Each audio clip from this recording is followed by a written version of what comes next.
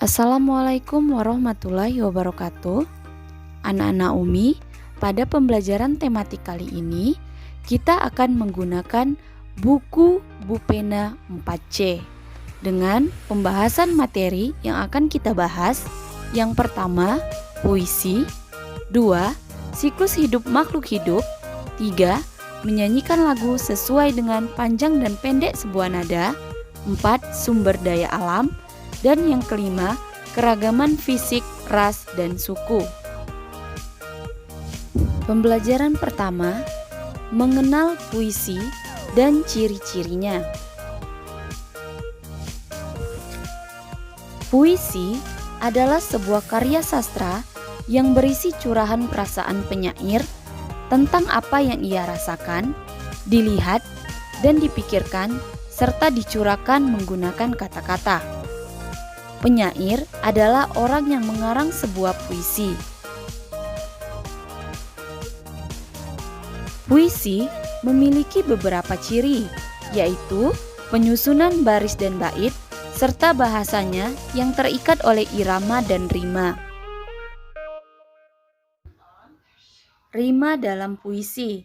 Yang pertama, rima ABAB. Puisi yang berima ABAB sering juga disebut puisi berima silang. 2. Rima ABBA. Rima ABBA dalam suatu puisi disebut juga rima peluk. 3. Rima AABB. Rima AABB dalam puisi disebut juga rima pasangan. Yang keempat, rima AAAA. Puisi yang berima AAAA sering juga disebut puisi berima terus. Anak-anak Umi, jika anak-anak Umi belum jelas dan paham tentang rima pada puisi, bisa buka buku tematik Bupena 4C pada halaman 8. Siklus hidup makhluk hidup. Rangkaian perubahan dalam pertumbuhan dan perkembangan makhluk hidup disebut dengan siklus hidup. Anak-anak Umi, coba perhatikan contoh kucing ini. Kucing mengalami siklus hidup. Kucing mengalami proses perkembangan dan pertumbuhan. Dari anak kucing, kucing muda, hingga kucing dewasa. Anak-anak Umi, tidak hanya kucing yang memiliki siklus hidup, tetapi serangga juga memiliki siklus hidup. Contoh dari serangga yaitu kupu-kupu dan belalang. Nah, anak-anak Umi, perhatikan contoh siklus hidup kupu-kupu dan belalang ini. Siklus hidup kupu-kupu mulai dari telur, ulat, kepompong, kupu-kupu keluar dari kepompong, sehingga menjadi kupu-kupu dewasa. Sedangkan siklus hidup belalang dimulai dari telur, nimfa 1, nimfa 2, nimfa 3, dan belalang dewasa. Siklus hidup kupu-kupu dan belalang berbeda. Siklus hidup kupu-kupu mengalami tahap yang disebut dengan pupa, sedangkan belalang tidak.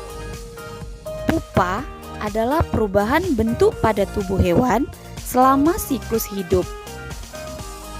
Tahap pupa inilah yang membedakan metamorfosis yang dialami kupu-kupu dan belalang.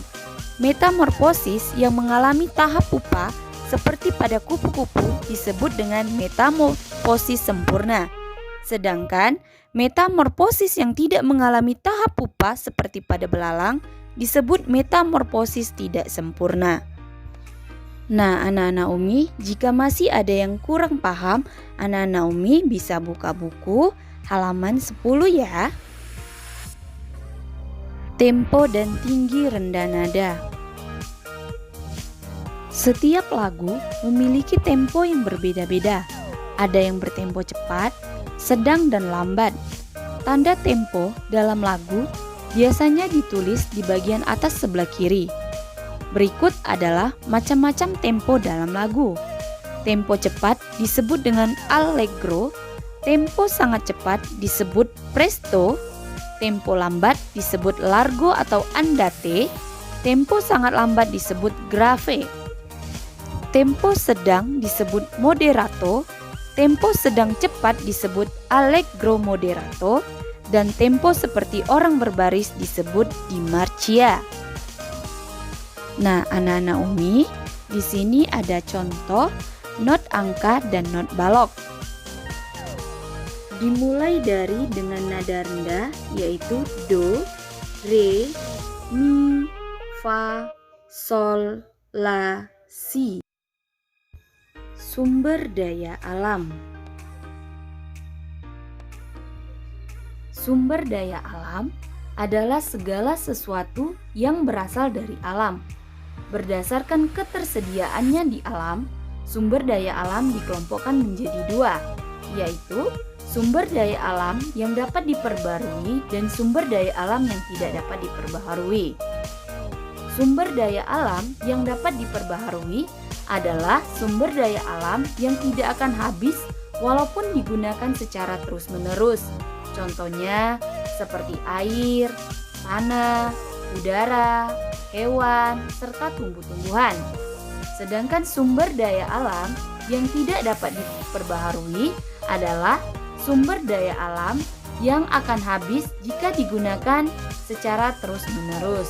Contohnya seperti minyak bumi, batu bara, biji besi, bauksit, emas, dan perak.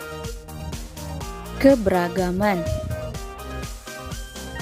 Keberagaman merupakan kekayaan bagi bangsa Indonesia karena sesuai dengan semboyan kita Bhinneka Tunggal Ika, yang artinya walaupun berbeda-beda tetap satu. Keberagaman fisik, ras, dan suku bangsa.